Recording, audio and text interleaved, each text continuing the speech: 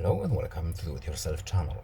Today I will show you where to find the option to hide status bar and navigation bar when we are taking a screenshot in Realme 14x phone.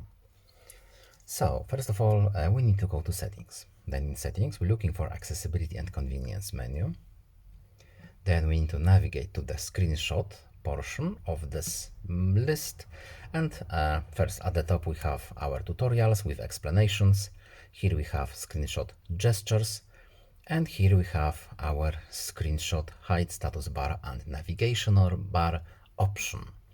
So we can enable it using this switch right here, and we can disable this function using the same switch. So right now both status bar and navigation bar are hidden, and now they are visible again.